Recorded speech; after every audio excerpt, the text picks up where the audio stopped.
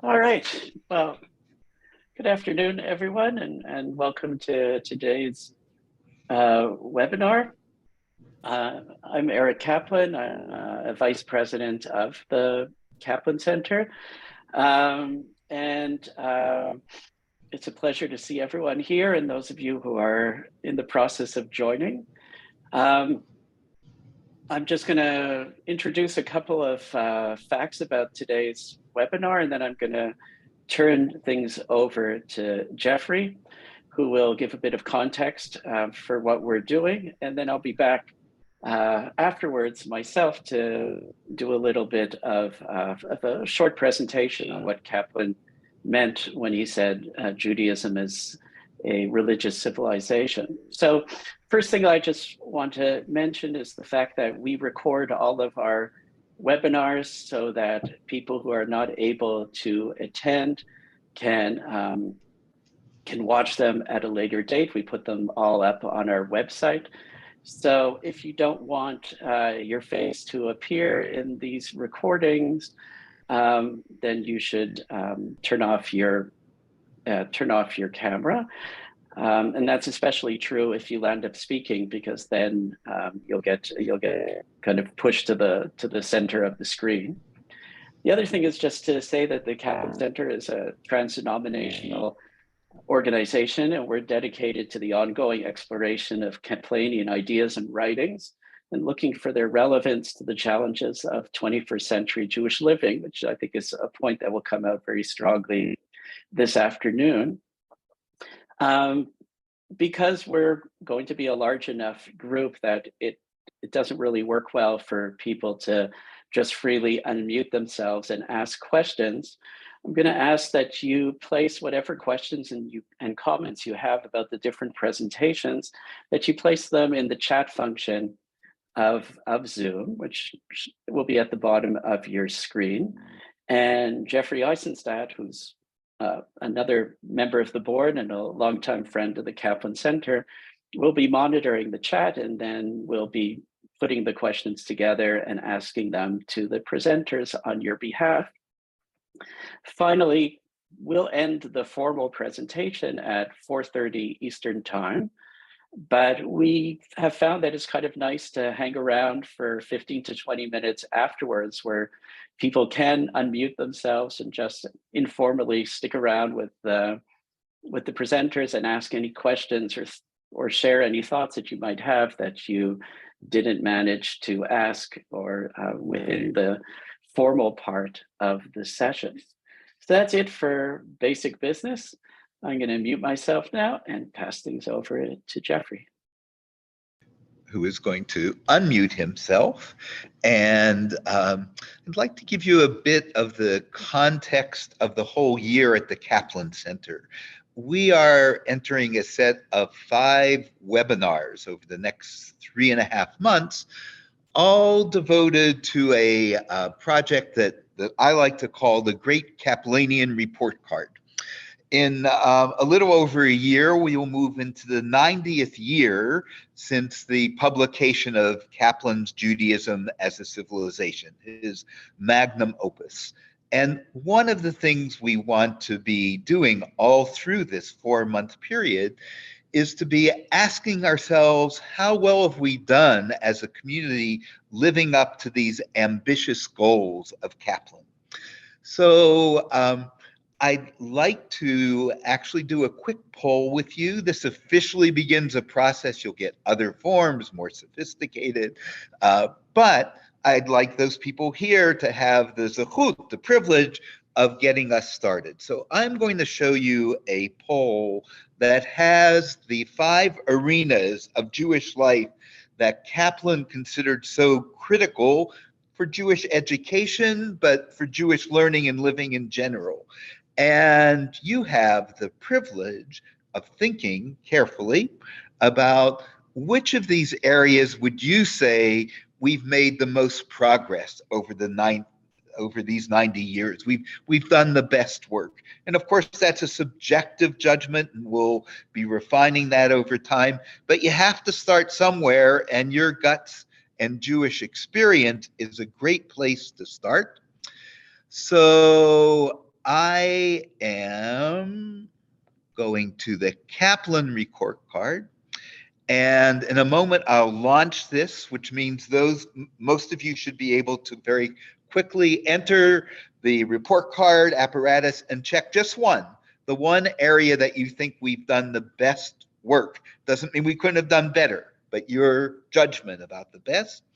And Caplan was concerned that we become communities that would have great encouragement of an appreciation of Hebrew language and literature, goal number 1.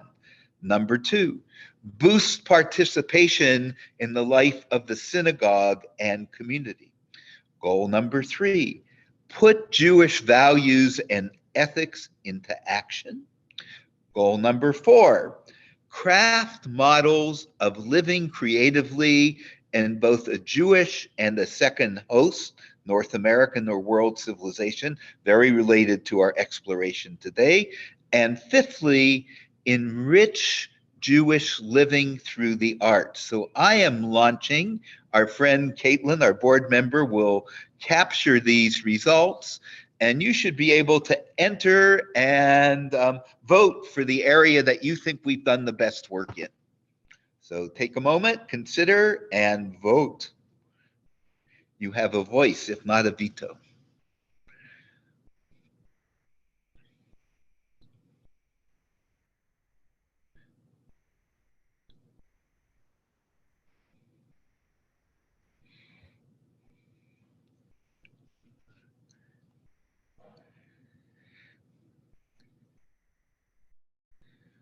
Okay, several of you have. We'll give you another couple minutes. See if you can click on. Participation rate is zooming. Okay, good. And then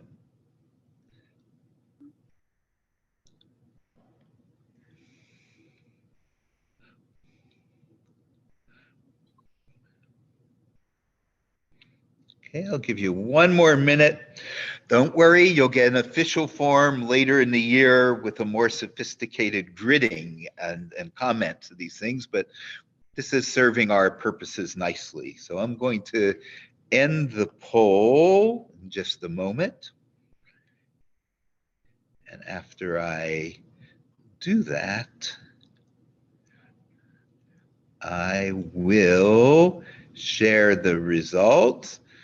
So it looks from this cursory survey that we've done the best work in putting Jewish values and ethics into action, crafting models of what it means to live creatively in both civilizations, and done not so very well in those other 3 areas. Okay, I'm going to leave that. It was just to start a process, but thank you for doing that. Caplan will take a screenshot or otherwise note what's been going on. So I have one more poll, and that requires just a little bit more background and sharing a screen. Underlying these 5 areas that Caplan outlines are some fundamental concepts and understandings of Jewish life, one of which is our topic for the day. That is living in 2 civilizations. So I'm going to take you to a portrait. I think Rabbi James Greene may say a little more about this later, but I'm going to take you to a very quick portrait from Rabbi Milton Steinberg, 1945, his partisan guide to the Jewish problem. And I'm going to ask, I think almost all of you could do this, but I'm going to ask any one of you who feels strongly that in theory, living in 2 civilizations is an important idea. I would give you then the privilege of reading for us, if you would, this short selection of Milton Steinberg. So if you are comfortable and in reading, please unmute and give us this vignette from the book. Lincoln and Jefferson are my heroes, but so are Hillel and Akiva. I sing Palestinian Jewish folk songs and Negro spirituals with equal enthusiasm and tunelessness. On the 4th of July, I set off fireworks and attempt to show my children an appreciation of the occasion's significance. With equal earnestness, I kindle Hanukkah candles, Hanukkah lights, and discuss with them the meaning of the festival. At no time am I conscious of the strain between the two worlds. I move from one to the other with such mindfulness that I am unaware of the change of spiritual locale. So here's the question for you. Thank you. I think that was Jane. Was that Jane?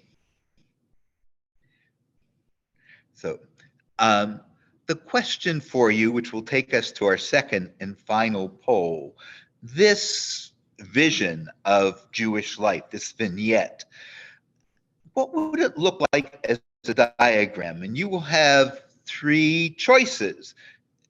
Diagram A is American and Jewish together. Diagram B is American and Jewish right next to one another. And diagram C is American and Jewish with some, but not total overlap. So I'm going to take you to the poll, stop my share, and give you an opportunity now to I'm going to launch it. And what we're asking is your understanding of what you just heard from Steinberg best captured by a single American Jewish circle, by two circles, one American, one Jewish, in proximity but not touching one another, or a Venn diagram of American and Jewish circles with some overlap? You may feel differently than Steinberg, but from what you heard, what would you say is at work? And it is now launched.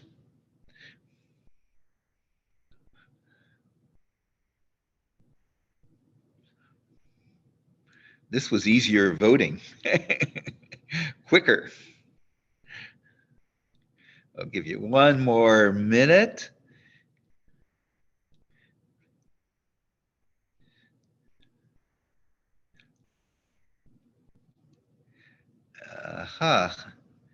Boy, this is fascinating.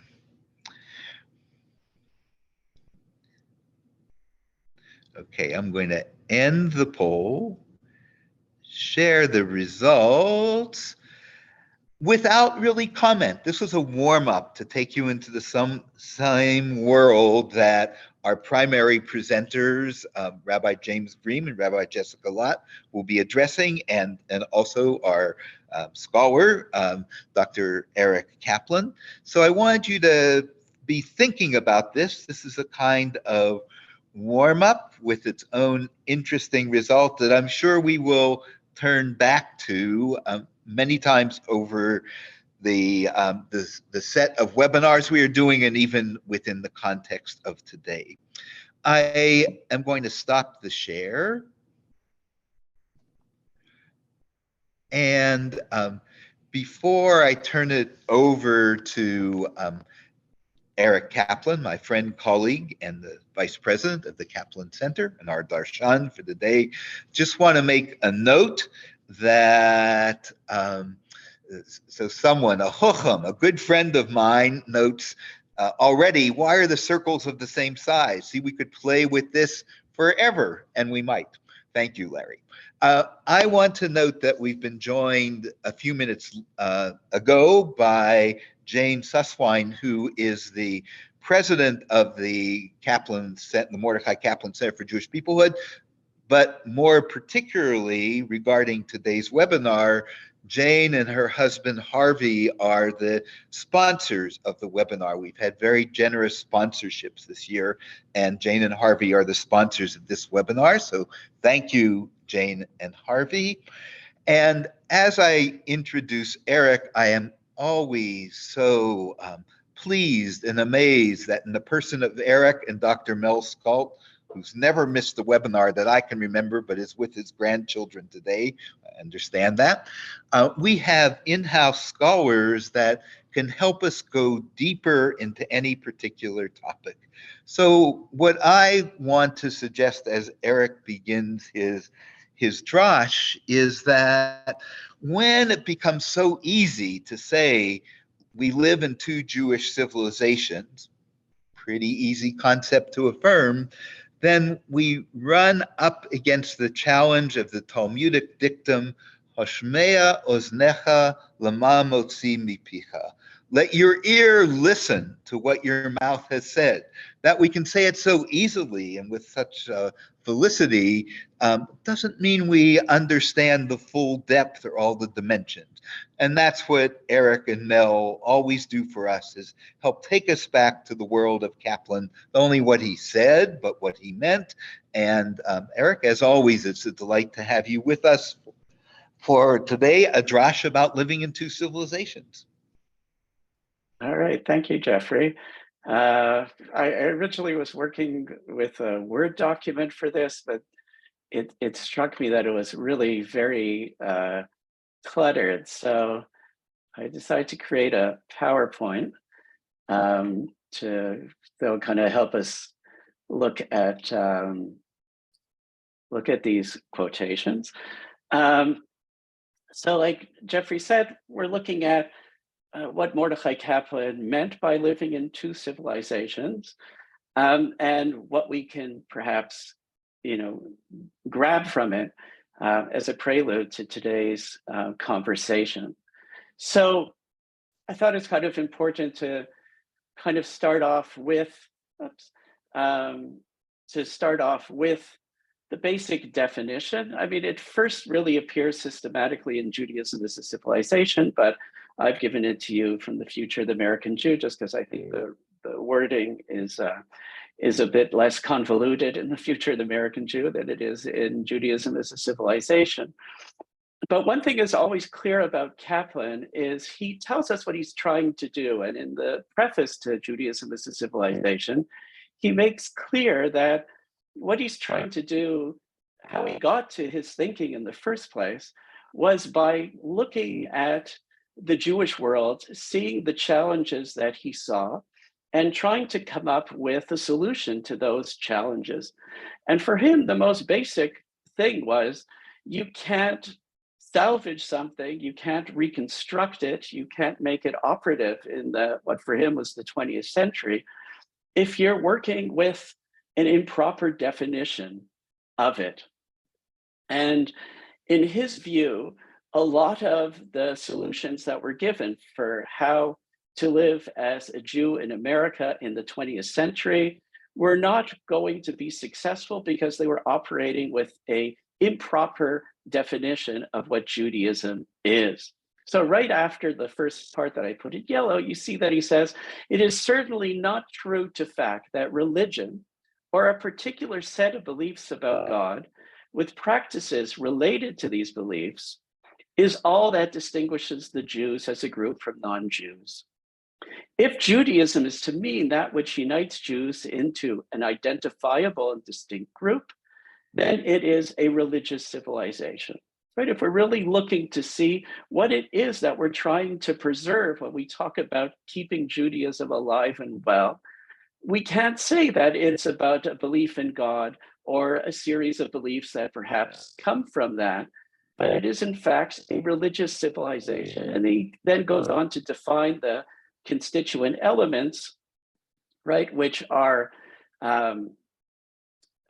land, language, what he calls folkways, which is observances, folk sanctions, which is the reason why we do these observances, some sort of communal organization, and the arts. And as he writes here, religion is the integrating and soul-giving factor of all of these elements. This is really a key element in his thought, but not one that I'm going to spend time on in today's presentation.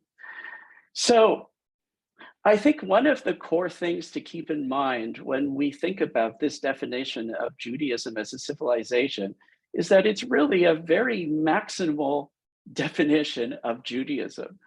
And to me, that's really part of what I take away from his work on the concept of Judaism as a civilization. By defining Judaism as a civilization, he's calling upon us to live as a Jew in as large and broad a way as we can, right? And you see that here in the selection I've given you from the closing section of The Future of the American Jew, which was published in 1948.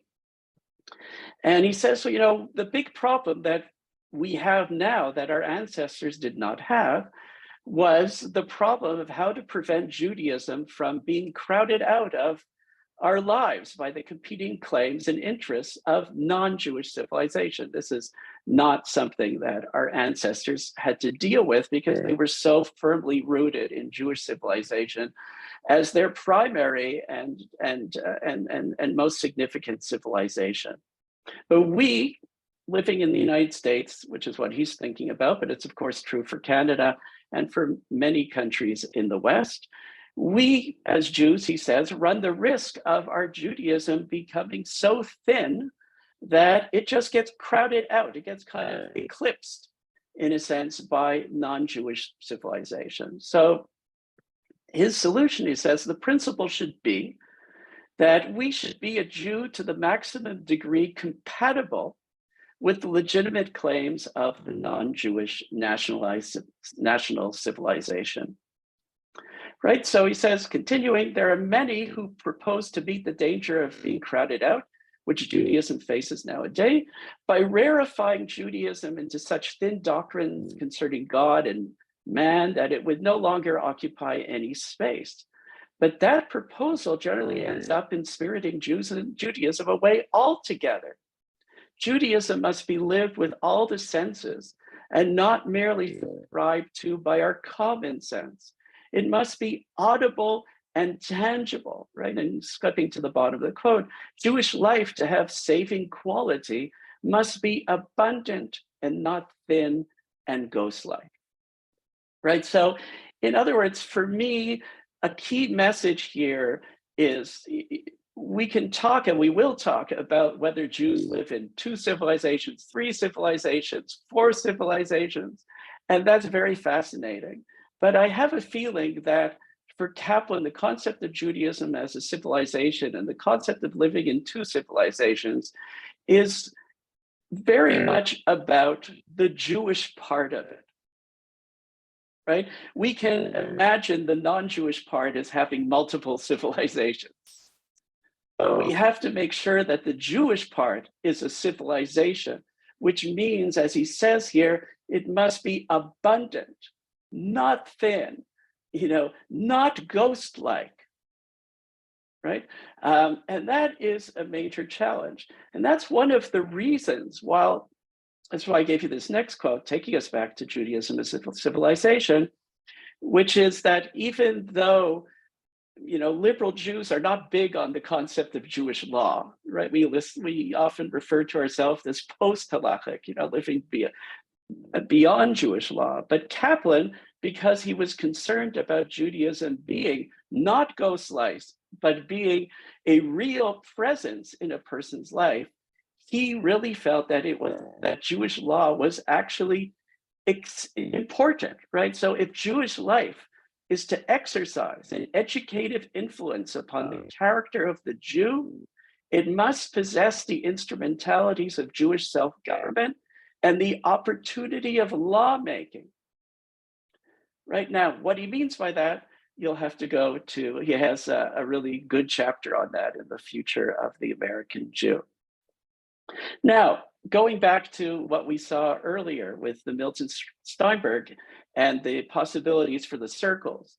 Well, first of all, it's very clear that he would have seen it as a Venn diagram. Caplan would see it as a Venn diagram.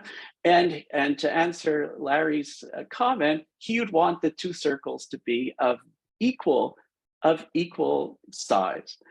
And the way this is possible in Caplan's view is because we don't move back and forth between Judaism and America, but rather, as you see in these quotes, we take the best in our tradition and the best in American civilization, and we bring them together, right? And as a result of that, right, he says here, the American Jew will not be 50% Jew and 50% American, but 100% of each, for he will have achieved a synthesis in his own personality of whatever is valid in both the Jewish and American civilizations, right? So it's a simultaneous, but it is critical of America and it's critical of Judaism.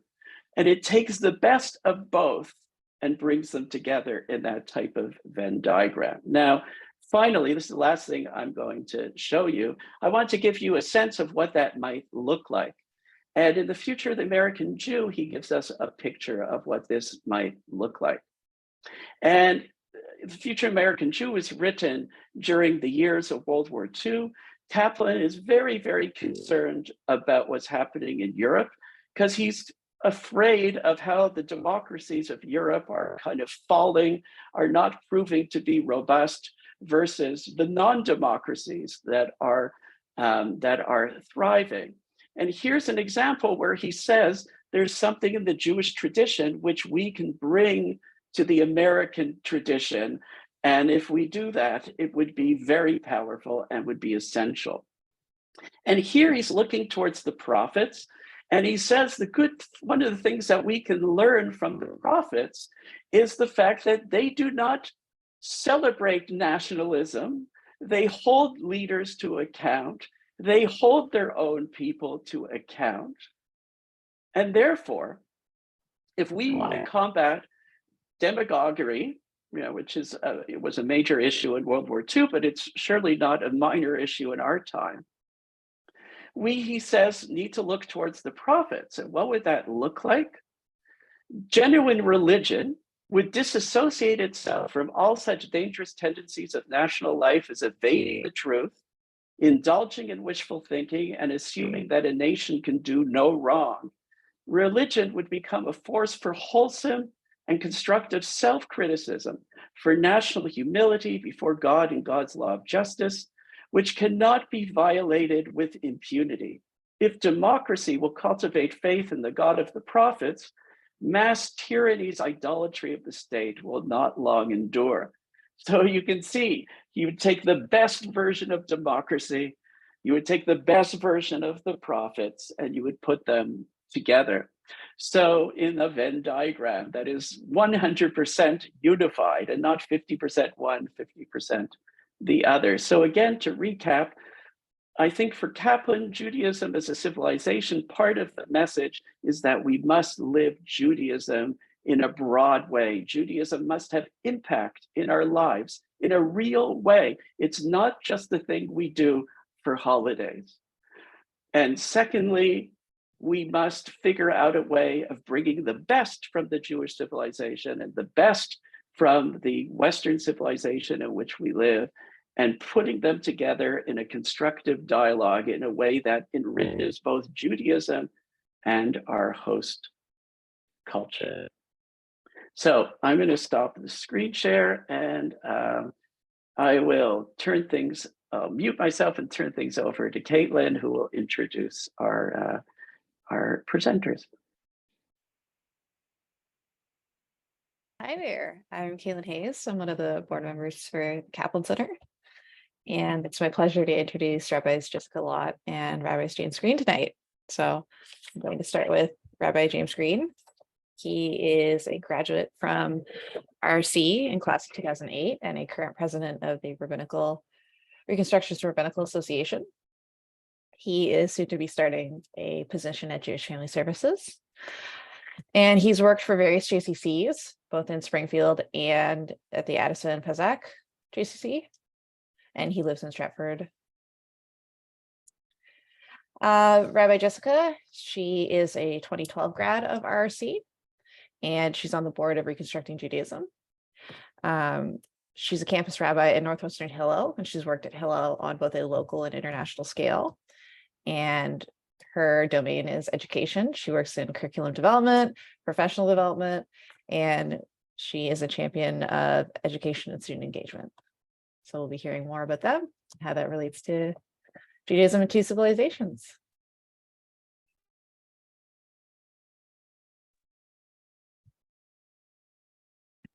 And I think we begin with James. Is that right, Caitlin?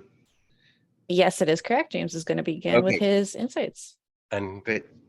so, hi, everyone. Thank you so much for being here. Thank you, Jeffrey and Eric and Jeffrey and Jane and Caitlin and the Caplan Center team for having me here. I'm really grateful to be able to share some time with you all and with Jessica to talk about what it means to be in this sort of place of friendly critique of two civilizations.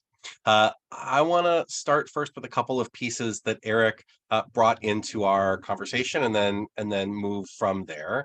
I start with this piece from Caplan's Questions Jews Ask, and he writes that the American Jew will not be 50% Jew and 50% American, but 100% will have achieved the synthesis of his personal experience, right? That he will have achieved a synthesis of whatever is valid in both the Jewish and American civilizations. So Caplan initially argues, I think quite accurately, that the Jews of the 20th century were operating in two civilizations, Jewish and American, not as an equal split, but rather as two wholes operating in overlapping circles that allow for equal use in this Venn diagram model that we've heard of. And most importantly, in ways that allows for influence from one to the other, right? And back and forth. I think Caplan had an expectation that Americanism would influence Judaism, and that Judaism would influence Americanism in the way that Jews experienced Americanism. It is a hallmark feature of Reconstructionist Jewish thought, and that idea was what initially drew me to Caplan's theology and to Caplan's movement as a college student. When Caplan imagined Jewish and American civilizations as complementary, it was in their ideal form, right? Meaning the best of Judaism, as Eric said, right? That what was relevant and true about Judaism alongside the best of America. In practice, I think he was concerned that neither Judaism nor Americanism would live up to its promise, or was currently living up to its promise.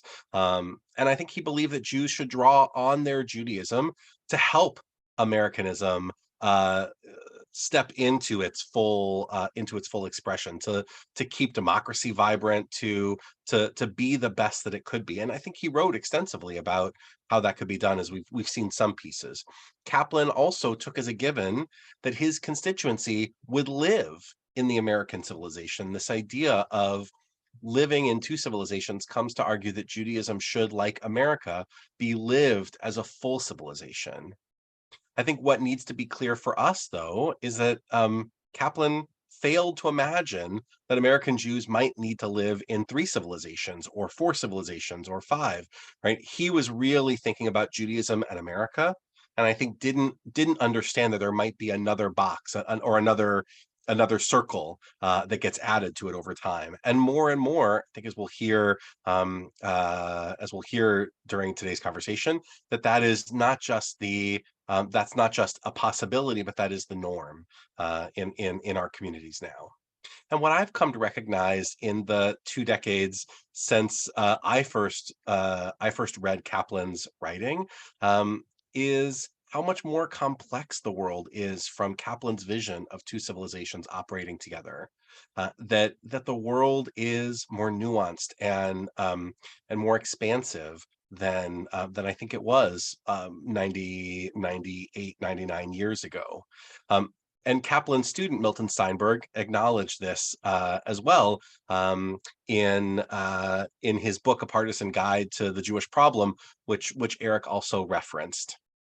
I think in that writing, he argues just how difficult this enterprise of living in 2 civilizations is, right? That's in the 1940s. Kal v'chomer some 80 years after that, how much more so today in the reality of our current moment, living in not just two, but truly multiple civilizations that overlap, I think sometimes through a deep sense of intersectionality. This is not, what we'll talk about today, I don't think is such a new chidush. In fact, Judith Plaskow writes in Standing Again at Sinai that the, quote, the hallmark feature of postmodernity is membership in multiple groups. And even this term intersectional identity was first coined in 1989 by Kimberly Crenshaw, a law professor and social theorist, a civil rights activist, and a leading scholar of critical race theory. Crenshaw, I think, became more widely known on a TED Talk after giving a TED Talk on being female and Black and how those identities of gender and race can work against us. And I sent that link to Caitlin if you want to look at it later. Hopefully she'll drop that in the chat for us. Intersectional identity theory asserts that people are often disadvantaged or privileged by multiple sources, by their race, their age, their class, their gender identity, their sexual orientation, their religion, and other identity markers. And I think that what we will come to realize, or what we've come to realize in the Jewish community, is that those things are also markers that pull us into multiple civilizational experiences. So since we're connected to Hanukkah, since we're talking about Hanukkah a little bit, let me just put my Rabbi Kippah on for 1 second and talk about Hanukkah and share a piece of Talmud with you from Ta'anit 25. The Gemara relates that one Shabbat evening, Rabbi Hanina ben Dosa saw that his daughter was sad. And he said to her, "My daughter, why are you sad?" And she said to him, "I confused a vessel of vinegar for a vessel of oil, and I lit the Shabbat lamp with vinegar. Soon the lamp will be extinguished, and we will be left in the dark." He said to her, "My daughter, what are you concerned about? He who said to the oil that it should burn for 8 days should say to the vinegar that it should still burn now." Atana taught that the lamp burned continuously the entire day until they brought from it light for Havdalah. And for a community that has come to deeply value pluralism and intersectionality, the idea of Hanukkah and the key story of remembering the victory of religious zealots, I think, is equally complicated. Right, partially why this story of the oil lasting longer than it should have becomes such a core feature of the expression of Hanukkah. In a 2018 New York Times op-ed by novelist Michael David Lucas called "The Hypocrisy of Hanukkah," Lucas actually lamented that Hanukkah, quote, commemorates an ancient battle against assimilation, and it's the one holiday that, ironically, most assimilated Jews celebrate. I don't think it's quite as black and white as that, and I don't think it's quite as oil and vinegar as our piece from Rabbi Hanina ben Dosa. In fact, I think that the story of the Hasmoneans is exceedingly complex, and while they were certainly religious zealots, there was real harm being caused by the political leadership of the time, pushing against this balance of what it means to be Jewish and to push that which is just about Judaism into the contemporary civilization in which they were living. But each time I pull out my Chanukiah, I think for a minute about what lessons we're taking away from the Maccabees, and I try to make sure that we are sharing what we know with our children. In the end, the world of the Maccabees, a zero-sum game about identity, that doesn't exist anymore. I would say even Caplan's world of two civilizations doesn't really exist anymore. We are far more nuanced and more complex in this contemporary world. So as Jeffrey shared with us, the Caplan Center's rubric, the 21st Century Vision for Jewish Education, offers us 5 pieces: language, ethics, a sense of belonging. What's named as participating in Jewish life, I'm going to name as belonging to the Jewish community.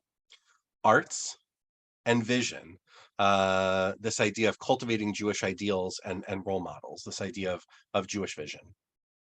One of the questions I think we can begin asking regarding the intersectionality is whether identity is, or about identity, is how each of our identities expresses these 5 principles, right? That's my framework of asking how the Jewish part of my civilization, the Jewish part of my identity, intersects with all of the other aspects of identity that I engage in.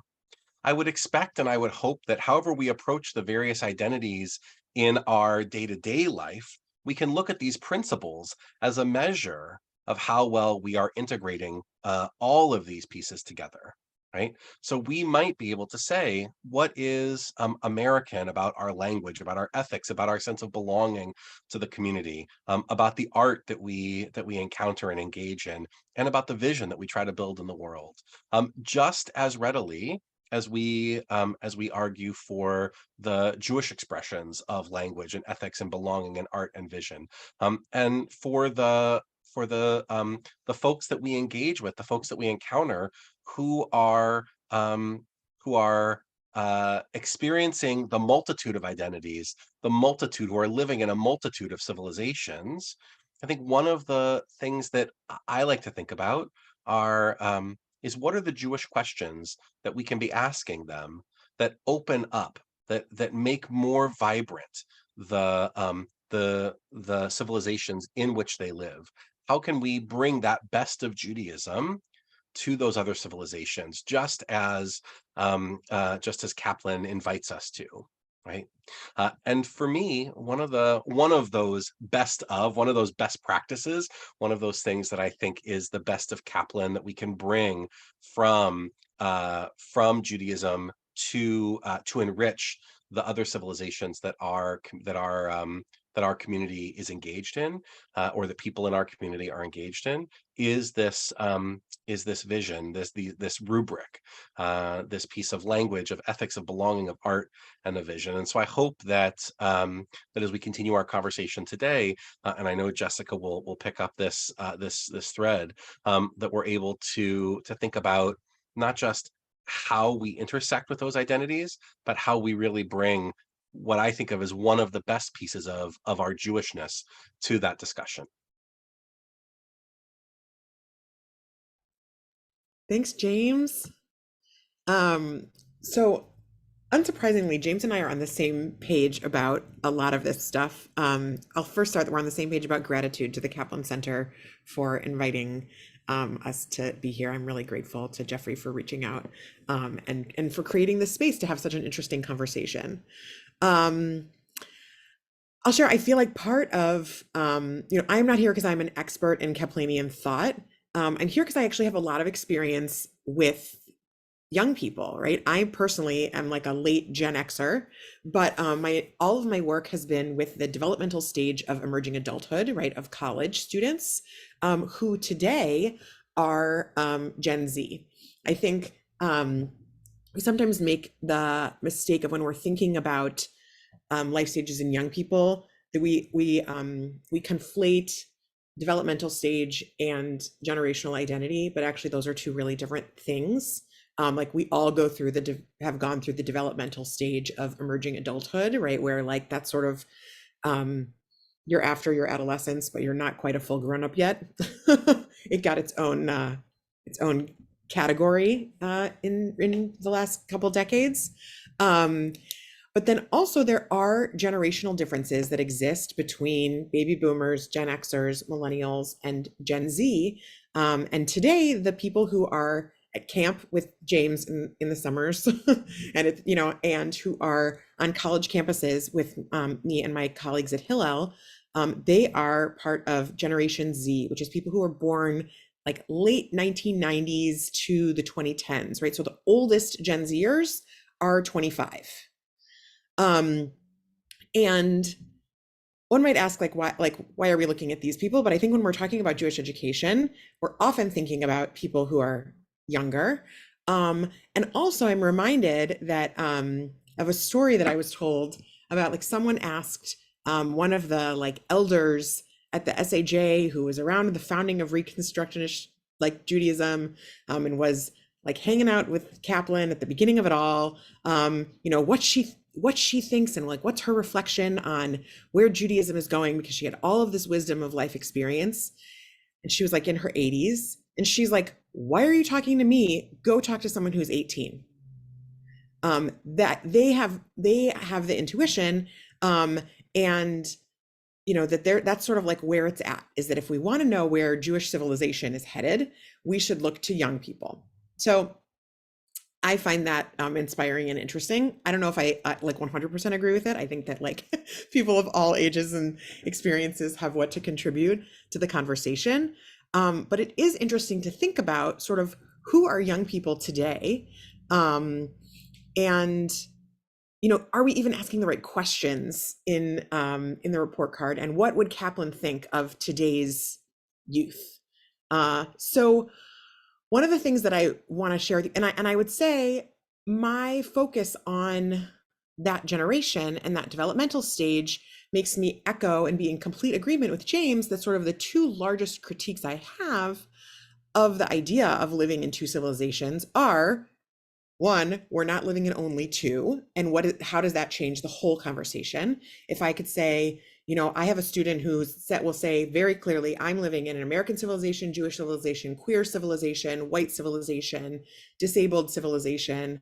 And I say civilization because each of those identities, each of those groups have language, art, music, history, and sancta, like all of those things that make up a civilization.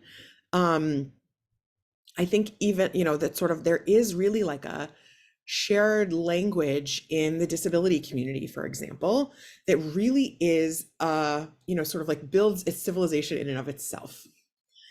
So one of the things that I wanted to just sort of share is sort of like, who are Gen Z, so that we know what we're talking about, and how does that then affect our understanding of what this conversation might be. So I looked to some of the research, which interestingly enough, most of the like available research is done by people who are interested in marketing, right? How do we understand who these people are so that we can sell them things? But a lot of the best research on Gen Z is from folks based in education or folks based in marketing. So one of the things that we know, right, is that Gen Z is like more racially and ethnically diverse than any previous generation. And they're on track to be the most well-educated generation that's ever existed in the history of civilizations. And they're digital natives, right? They do not have a memory of a life before smartphones. That affects who they are and how they operate in the world.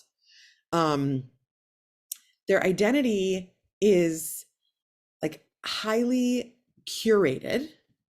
And there's a lot of cultures and subcultures. And there's this sort of idea that identity is an ongoing, I am an ongoing work in progress. And folks in Gen Z really relish that creative process of forming and reforming the self, especially as new information, whether that's from education, from brands, from influencers, from friends, from social media, is taken in. They sort of say, I'm a work in progress and I can integrate and change, right? We see a fluidity in gender identity, religious identity, social identity, racial identity, all these different things. That's sort of where that comes from, is this idea that we can be identity shifters, right? For Gen Z, identity is contextual. So having one static self just doesn't make sense for an ever altering, instantaneous, always connected world that they live in. The world is telling them, right, adapt or perish. And Gen Z has responded by becoming identity shifters. That's one of the part of the language that they talk about. So one of the questions that, and there's, I'll tell another sort of what they do with those identities is also really interesting, because what it leads to is actually this interesting, rather than, this I'm 100% of all of my identities at the same time, which is the idea, the Kaplanian idea, and also the idea, Crenshaw's idea of intersectionality, which actually hers is based in an oppression framework, right? Like I am a victim of, I am like oppressed as a Black person. I am oppressed as a woman. I am oppressed as in ways that are compounding and intersectional. What Gen Z will say is like, here, this is one of my favorite quotes from like a Gen Zer is like, well, I have multiple different Twitter accounts, right? I have my professional Twitter, my social Twitter, my sexual Twitter, my friend Twitter, right? And each of them fulfills a different purpose depending on what I'm trying to communicate about me. So, right, this is like in direct opposition to like Steinberg saying, at no time am I conscious of the strain between my worlds. It's actually saying, I have 5 different worlds. I'm very conscious of when I'm in this world and when I'm in that world, and that who I show and who I don't show. I see this in college students in terms of their Jewish identity all the time, right? That they are very conscious of when they show themselves to be Jewish to the people around them. And when they hold that as like this is a distinct separate thing that you don't need to know about me in my feminist space.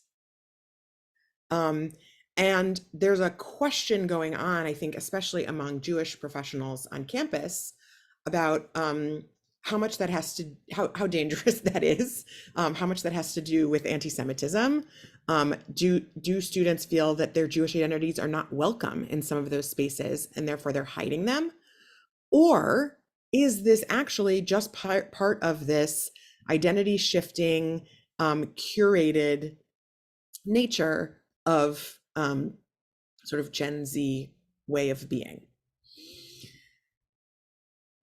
The other thing I wanted to talk about, sorry, I jumped all over my notes, and so I'm looking for, one of the ways in which I think this really shows up the most tonight is this idea of the Venn diagram, right, of our like overlapping identities. And a Venn diagram, right, like sort of, I think sort of like the Kaplanian idea, it's sort of close to that, tries to harmonize, right? So where are the places in which those identities overlap? Where are they distinct? How do we like sort of shift?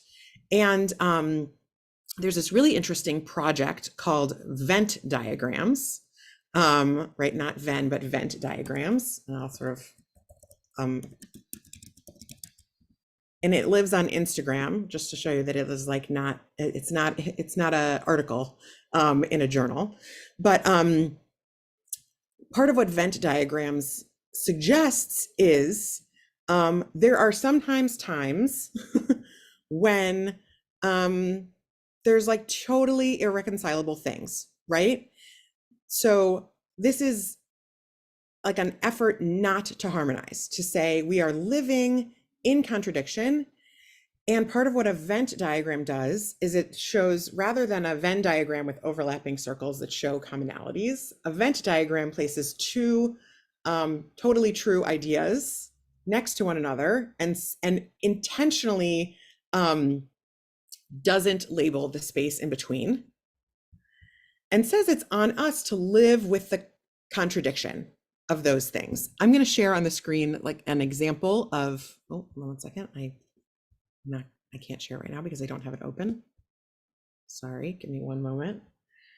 A few selections of this idea that I wanted to share.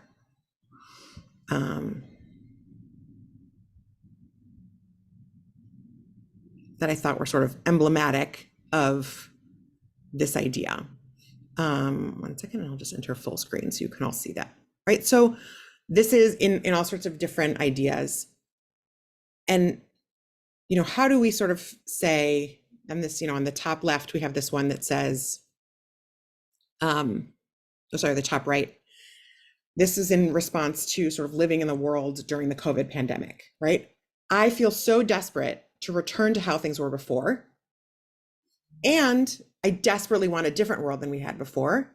And I'm not going to name the space in between. I know I live in the space in between, but I'm not going to name the space in between. Another one sort of talking about political organizing on the bottom left. I statements risk centering myself inappropriately in a conversation, and we statements risk speaking for others inappropriately. And so how do we sort of live in the contradiction of those two things? This is sort of a thought-provoking tool that these sort of artists and organizers use with artists, with educators, with political activists. The one on the bottom right is actually from some of their work with a group of artists, right? And artists try to capture the moment and experience the moment. And sometimes it's hard to, you can't do both of those things at the same time.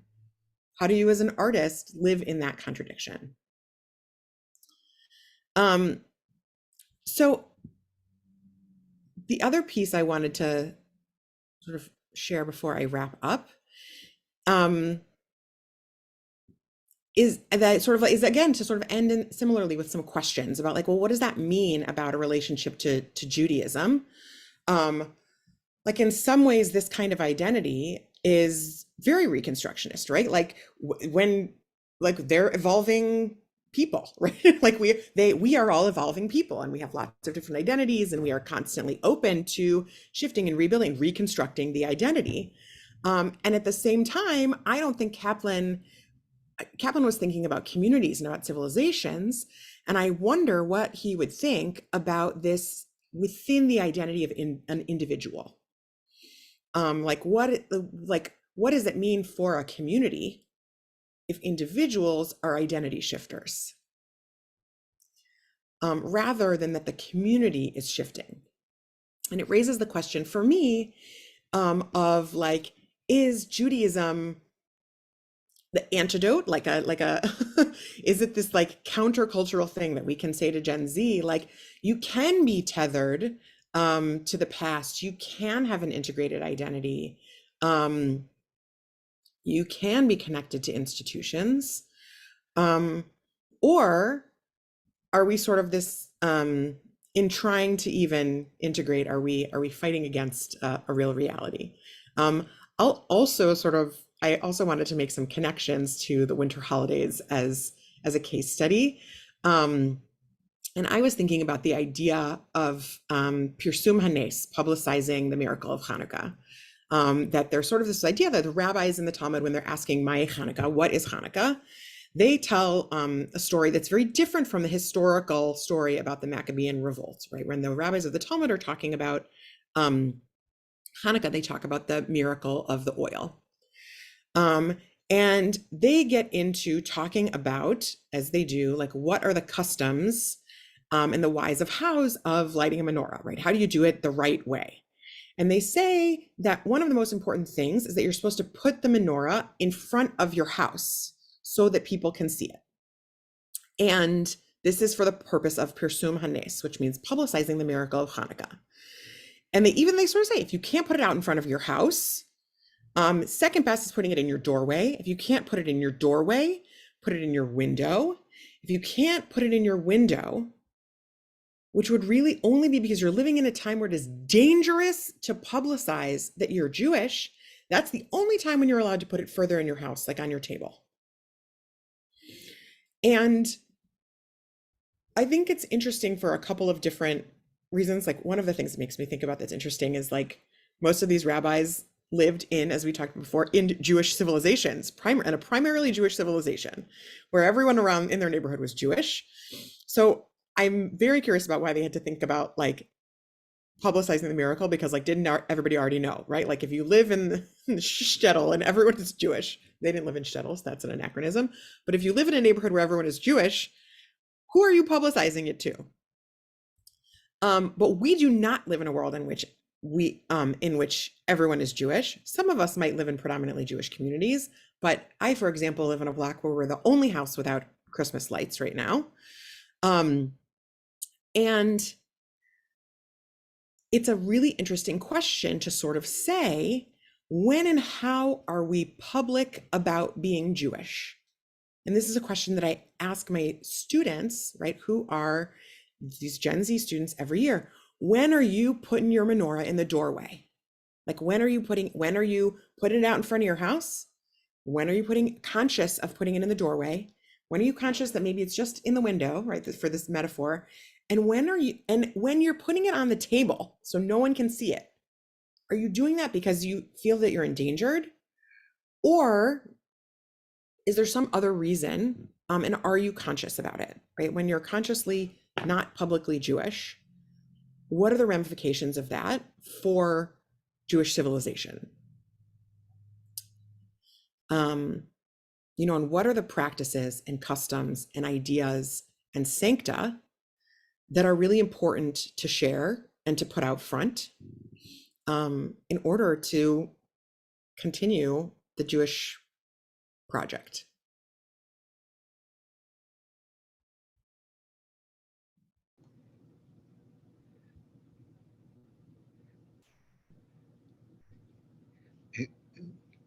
Caitlin, do you have a question, a response for these fine presentations that you're thinking about? And then we'll turn to Jeffrey to scan our chat room and pose other questions.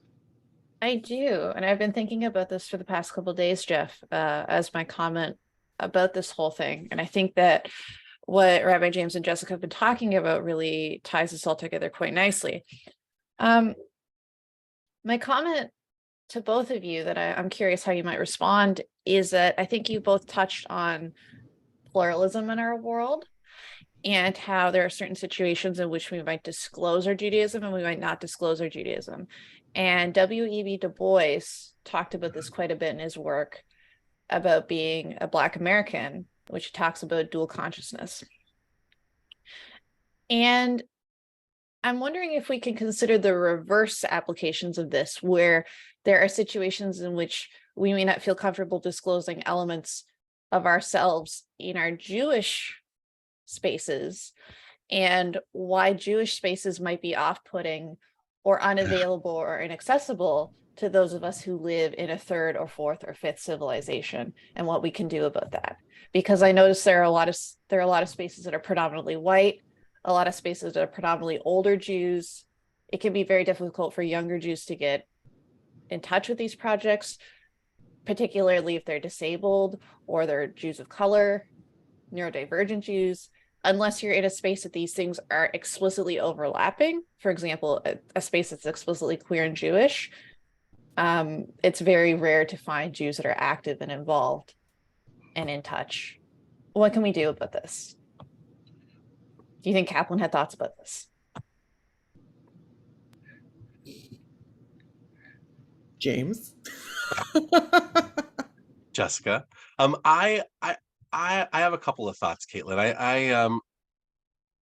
I actually don't know that Caplan fully considered that question. I think in part because I think that what we see today is something that is different than what Caplan experienced about Jewish life and about America, right? There's something and I think it's not just about America. Actually, I think it's about what's happening in the global digital world with a group of as Jessica describes it, like digital natives, folks like my kids who I think were born with an iPhone in their pocket. There is this, I think, this sense of personalized experience that is really key to folks in this contemporary world. I think a lot of research has been done, as Jessica rightly puts, about marketing, about how do we market to folks who want that kind of personalized experience. I think of it as like the metaphor that I often use is about walking into Starbucks and being able to buy your exact drink exactly the way you want it, anytime you want it, right? It's a very personalized experience. And I think that there is a desire for folks today to be able to have that kind of personalized experience in a way that that doesn't make as much space for community experiences that are not personalized in that way, right? I think about when I go to my synagogue, where Jen, my partner, and I and our kids are members, and we walk in, and we were there at an event maybe a couple of months ago, and we walked into the room, and Jen and I were, I think, easily 20 years and perhaps 25 years younger than anyone else in the room, right? If what we are looking for is a personalized experience that caters to us in the way that I can just walk into Dunkin' Donuts, because I live in New England, so God forbid I would go to Starbucks, but if I could walk into Dunkin' Donuts and buy, exactly the coffee that I want, right? If that's the world that I live in, it's really complicated, I think, to be comfortable. We don't work that muscle of non-personalized experience, and our communities, I think, haven't caught up to that delivery system in the same way, for really good reasons, primarily, in that I'm not sure it's entirely productive for us to do that. I think that the other piece that comes up is sort of the complexity of family structure, right, in a way that doesn't allow for that complicates that question, Caitlin. So for us, let me share personally. So this year, one of the things that we're doing in our home, Jessica talks about sort of observing the miracle and being the only home on the street that doesn't have Christmas lights up this year. One of the things that we're doing this year in our house is we have we have a foster son living in our home this year who's Christian, and so we have a Christmas tree in our home for the very first time this year.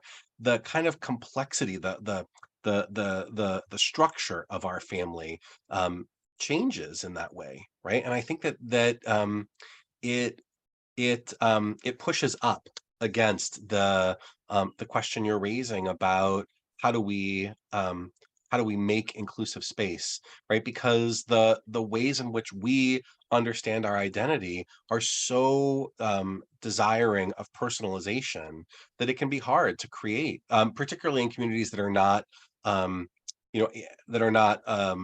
in a Jewish metropolis, right? In kind of really, really large Jewish communities, it can be really hard to create both a place that's welcoming and a place that's personalized enough that meets those needs.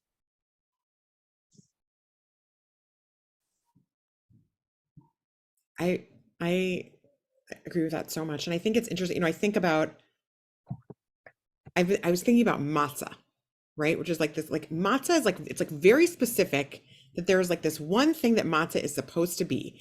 It only comes from like a specific, specific grains and a specific process and a specific time in a specific place. And yet we also know that it's like, some people need gluten-free matzah and some people want like organic matzah that's fair trade. And and like, there's something wonderful about saying like, everybody gets their own kind of matzah, so that we can include like everybody possible. And because we know that we have all of these different, I know I'm like oversimplifying. And at the same time, right, I want us to complicate that and say like, when is it no longer matzah? And does that matter? Right? That becomes the other question. When is it no, and that maybe that is like, I think that's as we continuously evolve all of our civilizations, when is unrecognizable good and when is unrecognizable problematic? And I think that's been one of the central questions of our evolving religious civilization all the time, right? I'm reminded of like Moses in Rabbi Akiva's Beit Midrash, right? There's this great story of that, like Moses is transported through time to the Beit Midrash, and they're talking about all of these halachot, right? Like laws that are halacha, like Lemoshe Sinai, right? That are directly like from Moses on Sinai. And Moses is watching this happen. And he's like, I have no idea what they're talking about, right? And it's the Judaism that they lived in rabbinic times was completely unrecognizable from the Judaism of Moses, right? This is sort of that civilizational idea in play. But I think we always have to ask sort of like, when are we too hyper, right? When have we gotten so hyper personalized that we've lost the communal?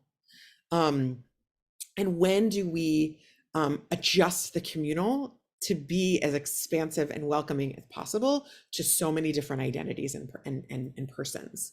I think that's like one of the biggest conflicts we have, right? How do you both make every Jewish space friendly and welcoming, right, for queer folks, for example? And when do you need queer space?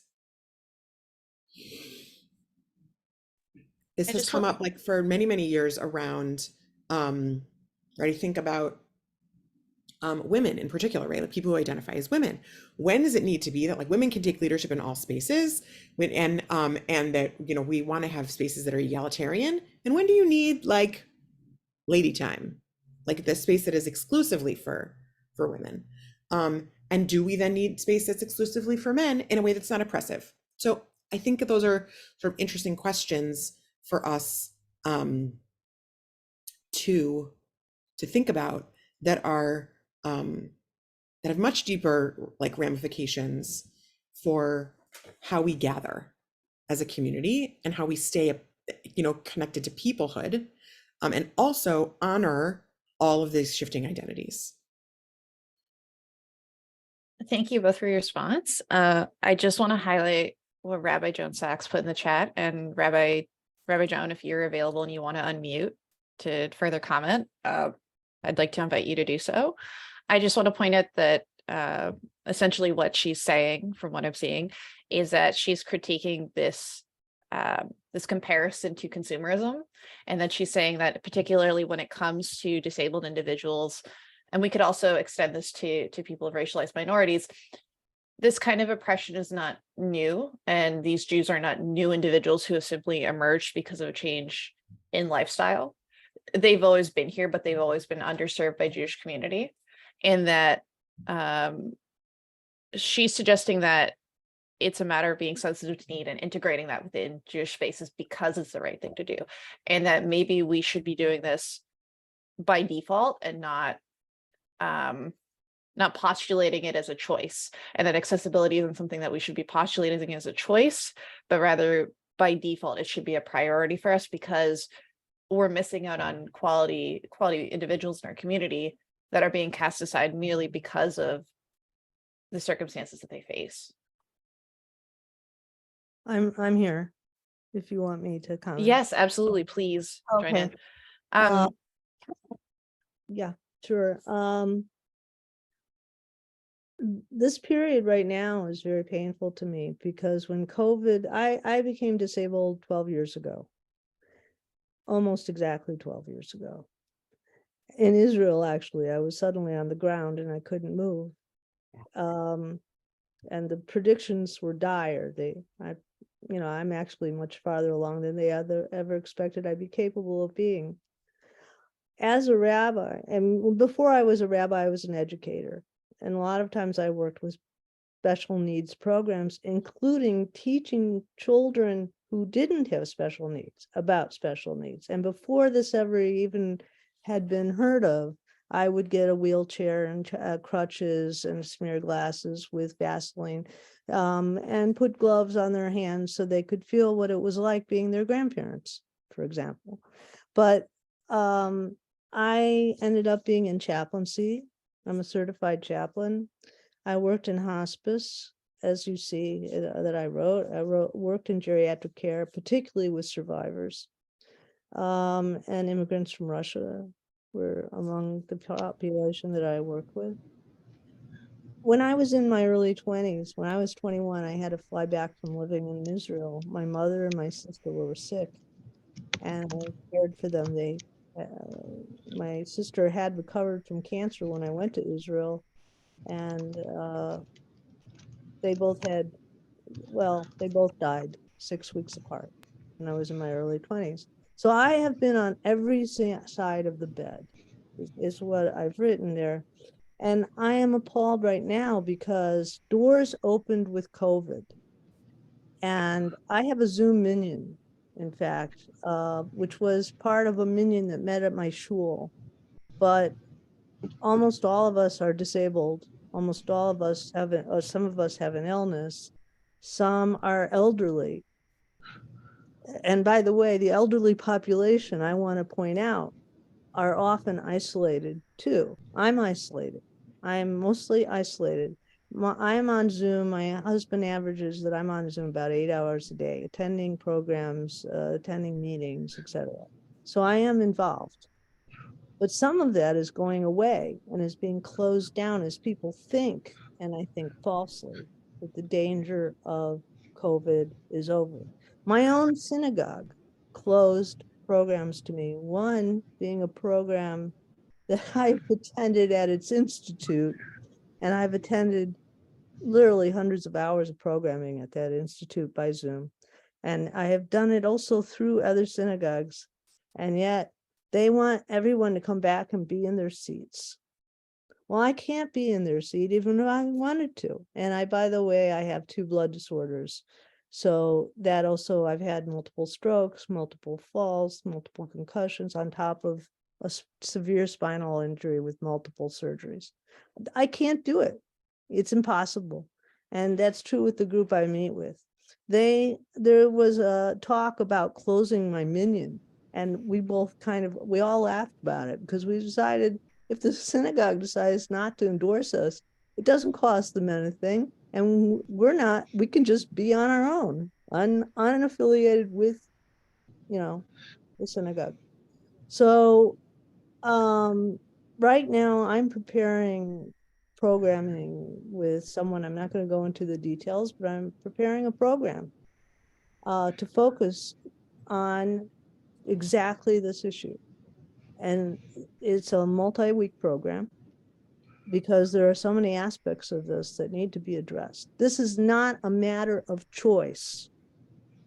This is a matter of duty. I mean, I can pull for you as many texts as you want me to pull about who our Jewish community is responsible to. I have spoken with, well, right now for this program, but I knew them from before. I've spoken to 5 people so far, 2 world famous people who specialize in this in Talmud and speak about this, specifically on the issue of disability. And one person who is famous nationally, she's helping me create this program. And I am expecting it to be used in a particular place, but it may be something that can be used in other places. I don't know. All I know is this. I remember fighting for the right of kids to have bar and bat mitzvahs when they were physically or mentally disabled in some way. They couldn't get to a ramp, so they wouldn't be allowed to have a bar mitzvah or a bat mitzvah. They say they were intellectually disabled and couldn't chant Torah, so they weren't allowed to have a bar and bat mitzvah. I fought that fight too. That's wrong. That's just wrong. And if you need me to pull the text, and I'll bet you can pull them too, this is not a cup of coffee and what flavor. Right. Joan, Okay. this is Jeffrey. I'm done, Jeff. Yeah. No, you're not done. Your work's going on, and we want to be helpful with it. So I want to encourage you when you establish that link in the program to give it to me, and I will forward it and make it available. I think there's so many profound issues that are bubbling up here, and one of them that we probably won't talk about, but I think Joan is challenging us around, is that in the non-Orthodox community, I think we have a spectrum of understandings for what a mitzvah is, from a good deed to Richard Levy's an opportunity for holiness, to it's an obligation, it's a binding obligation. And what I hear strongly in Joan's comment is we've lost that sense of binding obligation that would have us not think about whether we should, but know we should and implement these measures around accessibility. So Joan, thanks for raising that. I want to turn back to Jeffrey, who's been scanning the comments. Many comments have gone to the chat room, and ask him to share some of those with us and frame a couple of them. Yeah, so let me try to frame. Hi, everybody. Wonderful discussion. It's been really very interesting. 15 years ago, when Rabbi James and Rabbi Jessica were just rabbinical students, they were working with Reconstructionist youth. And I'm very interested to hear, James was at camp and Jessica was taking kids to Israel.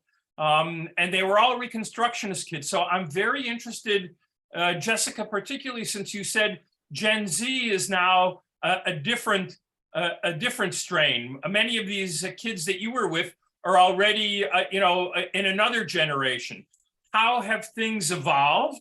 How has Judaism evolved since the days that you were guiding kids back then to what's happening on campus today? Great, thank you. Yeah, I think, yes, there are a few things that make Gen Z sort of different from millennials. And again, there are some things that are like consistent across the developmental stage of being a teenager, like regardless of what generation you come from. And one of the things that we know about generational identities is that generations are most affected by how they were parented. Sort of like, what are the parenting trends? And so like how kids were raised is a much bigger predictor of sort of generational norms.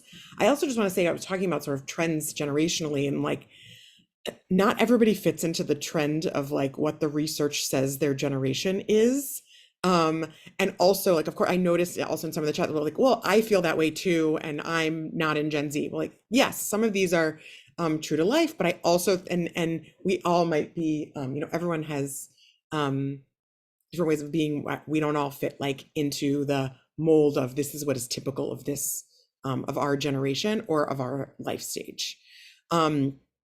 So one of the things that I think, there's a couple of, and I want to say something else, because the other thing about, I think we're also going to see that there's like a micro generation of people who are school age during the COVID lockdown time, and how that sort of affects social norms and their development. And I think that there's going to be a difference between millennials, Gen Z, and COVID Gen Zers.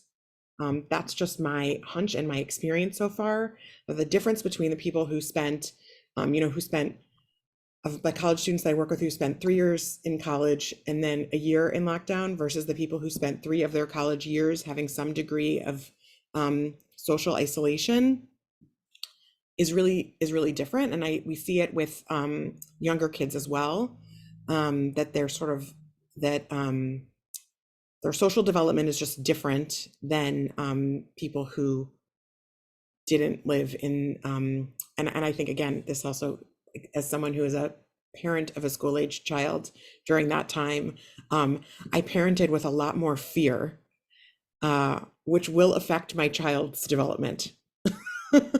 And it remains to be seen what the impact of that is going to be.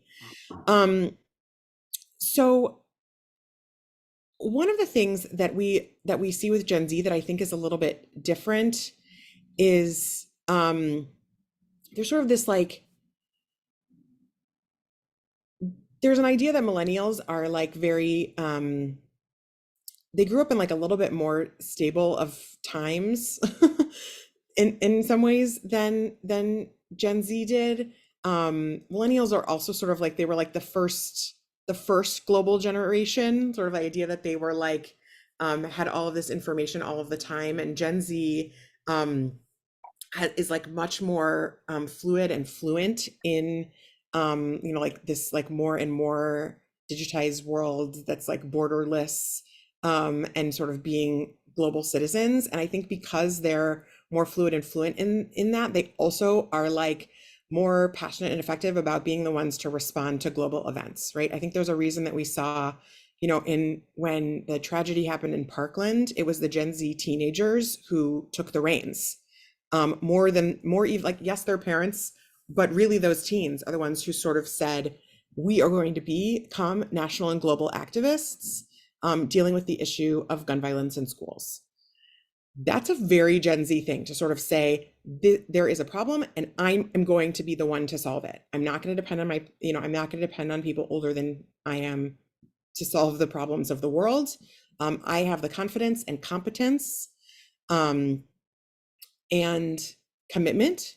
I didn't intend for there to be alliteration there, but it was, to be able to do that myself. And again, I want to say, generationally, we know that there have always been people who have said, I'm going to take on, global size issues and been successful at that.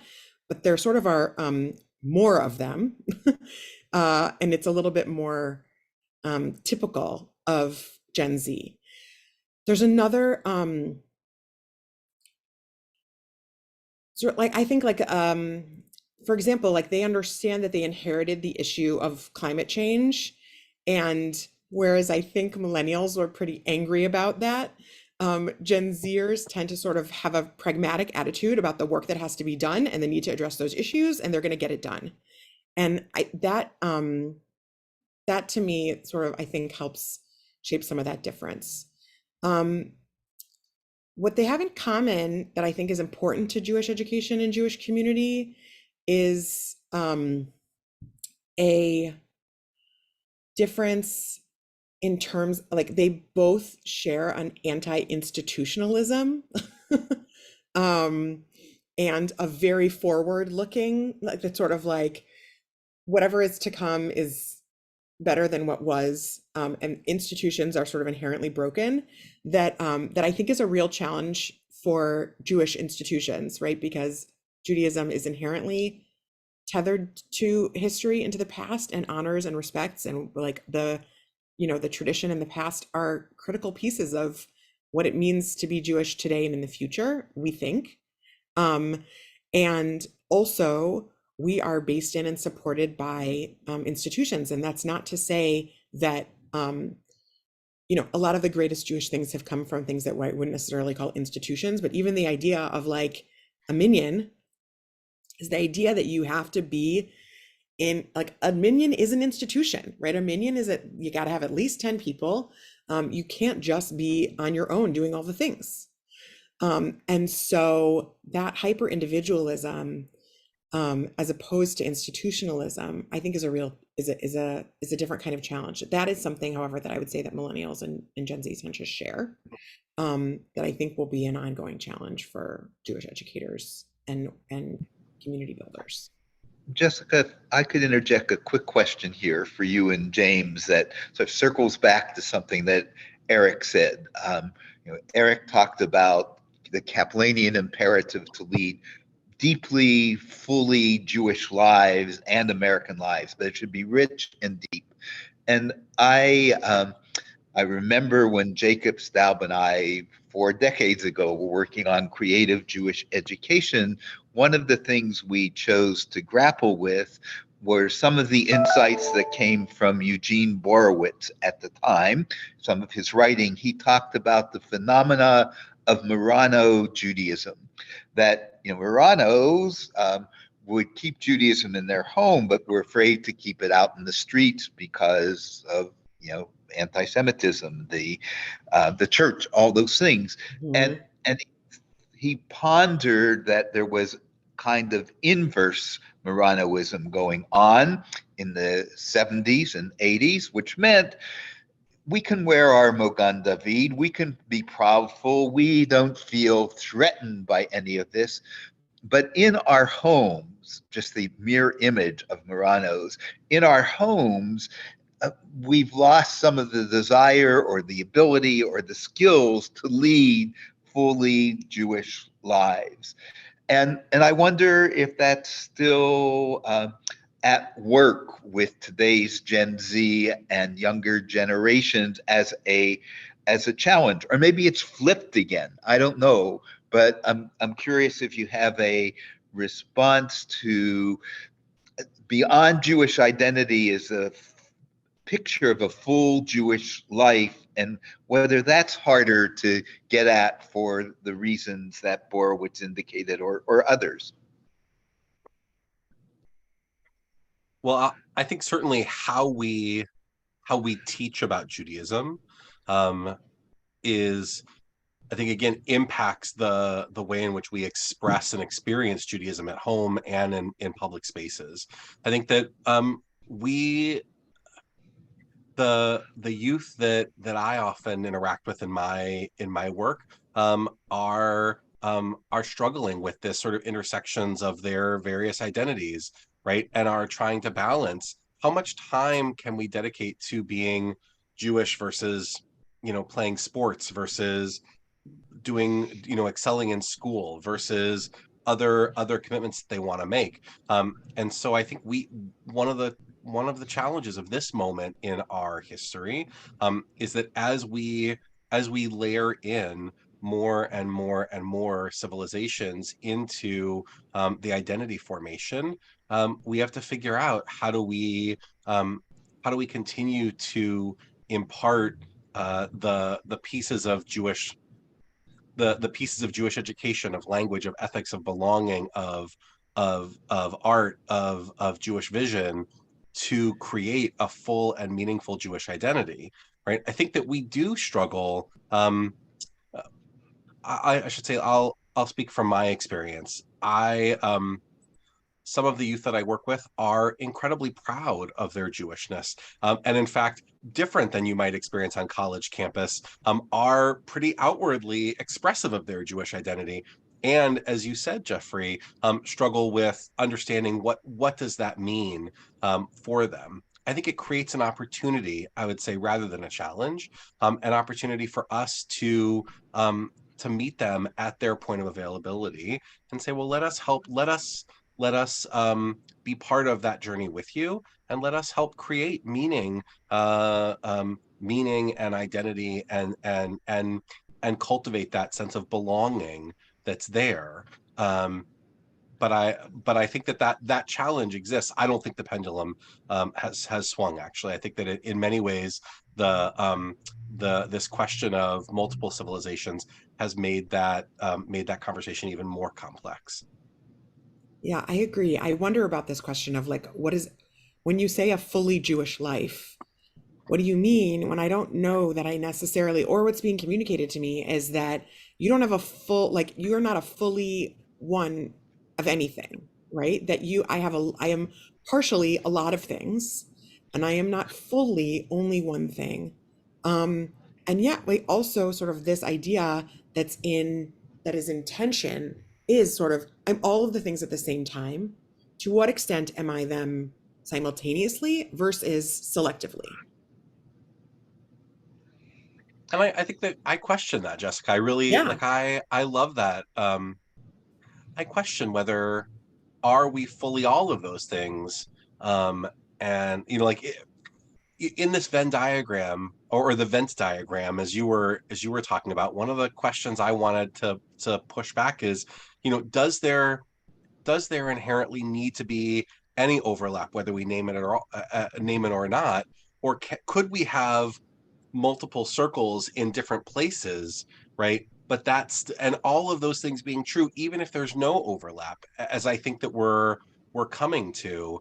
I really, because I would argue that that we are fully Jewish and fully American, and even if those, and fully, and fully queer, and even if those things, even if we find spaces where there's no overlap in our identities, we are still fully each of those things. We're just we're personalizing our experience of how we engage in them. Yeah, I would agree. Right. I mean, I think that's right. This is the question of like, when are you putting the menorah in your front stoop, and when are you putting something else on your front stoop? It doesn't mean that the menorah is not in there, right? It's like, when are you putting something else on the front stoop? When is that sort of like your forward facing identity, and that there's sort of an idea that you can and should be making those conscious choices.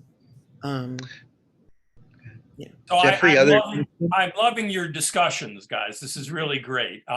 So 75 years ago, when Caplan was writing The Future of the American Jew, I know he was a prophet, but I don't know if he could imagine the digital age of what we'd be able to do at the Caplan Center by having 50 people in North America and Europe on the same Zoom discussing this issue of living in two civilizations. So yes, we are evolving. One of the questions that came up, and I know we're running out of time, but one of the questions that came up was and you kind of touched on this, by being fully one other thing, whether it's disabled or queer or feminist or Jew of color, that are these things exclusive to what Caplan was thinking about 100 years ago? I mean, weren't there issues of identity that we, coming out of World War II as Jews, weren't we struggling with identities also, that today in the 21st century, we're still struggling with those? And the question then becomes, could we still have a Venn diagram where there would be partially the Jewish identity and all the others included in that Venn structure? I don't know if that's worded. I'm trying to take a lot of things that people have said. Any guesses? Well, I would say I want to honor that of course there has always been a diversity of identities, right? And we know that the Jewish people has always been a diverse people. And this partially came up before of sort of, right, like who was the most visible. But I also think it's what was the vocabulary that you had, and what were the, there is a way in which the way that we understand identity is different now than it was then, even though of course people held those identities, right? So like there have always been queer people, but we didn't always talk about it and understand it and live it out loud in the same way as people do now. And we don't know what it's going to look like in the future. And I think that, gender is another of those things that, right, the way that Gen Z talks about, understands, lives out their gender identities is very different. And they have a vocabulary for that that's very different than my generation had. And that's not to say that there weren't a lot of people on a spectrum of gender identities, but they didn't necessarily have the language and ability to express that. And I would say in all of the different types of expressions, right? That that is one of the things that I think distinguishes today, right? Sort of like youth today from 75 years ago might actually just be the way in which we understand and have the vocabulary to talk about some of this multiplicity of identity, not the fact of it. I see that a friend of mine from many decades ago, Nathan Goldberg, hi Nathan, how are you? Introduced into the chat that maybe anti-Semitism is playing some role in people's willingness to put forth their multiple identities or their Jewish identity. Could you say a little more about that, Nathan? Yeah, sure. I just think with everything going on, the rise of anti-Semitic incidents, I believe it's the highest it's been this year in a very long time. And it's really hard to put your Jewish identity out there when there's this fear that you don't know how other people are going to react to it. And so I think that's really made it challenging for us to put our civilization and integrate that into others in our society. It's really prevented that from happening almost at all, at least today, I would say. And it's especially difficult for younger groups when they might not have as much experience in interacting with those other communities. They don't really know what to expect. And so I think that that's probably the most pressing issue of our time. Right. And again, it was also the most pressing issue 75 years ago and 50, right? Like that's, and I, James, I will let you talk also, but I think one of the things that's also interesting is, right, a lot of people are all of a sudden sort of putting their anti-Semitism and their racism and in their front windows, right? There's a way in which, right, we've been talking about that a lot of folks are saying the quiet part out loud today. And that is different from how it was a few decades ago. And I don't think that means that there's more anti-Semitism. I think it's more, to totally mix my metaphors, right? the anti-Semites putting their anti-Semitism in the window. Right. I think that Nathan, I think you're raising a really interesting question about what's an outward expression and what's an inward reflection, and is our civilizational approach, like, is that intersectionality an outward thing that we express, or is it something inward that we experience and that we choose when to share which piece of it out, outside?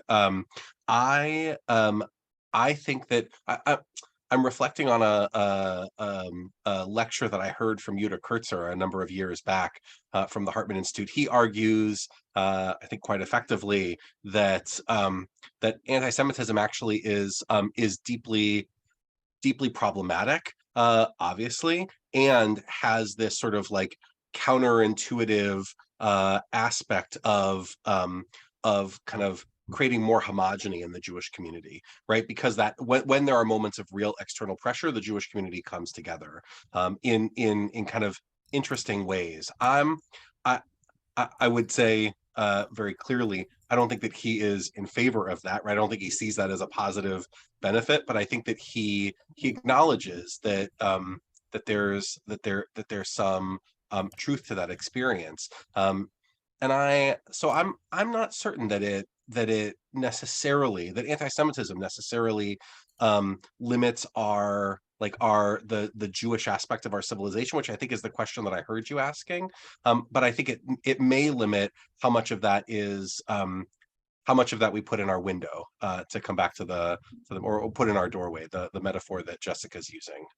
Well, and I'll say something that might be controversial and that makes me very sad, but that I think is very true, is in some ways it's actually the opposite that happens, right? Like that like when people experience an anti-Semitic incident, or one of the things we see on campus, right? When there's a BDS campaign on a campus, Jewish identity and affiliation skyrockets. Right. Right. That it's like one of the things we see is Jewish community comes together. People are much more that like that we would think the response would be, I'm going to hide my Jewish self. And that oftentimes the response is, I'm going to show my Jewish self in the face of this. And that to me is very, very encouraging. And also a little bit sad, right? That one of the like the Pew study that came out a few years ago about sort of Jewish identity, religious identity and behaviors. I mean, it was all religious identities and behaviors, but about Jews, something like 86% of Jews say the most, like the thing that they identify with the most in terms of is the most important thing is to remember the Holocaust. Right? That's sort of like the biggest piece of what it means to them to be Jewish, is deeply connected to anti-Semitism and trauma. And so this is, we know that the thing that is the least new in Jewish experience is anti-Semitism. And it sort of remains to be seen how, like what shifts over time, I think might be our responses to it.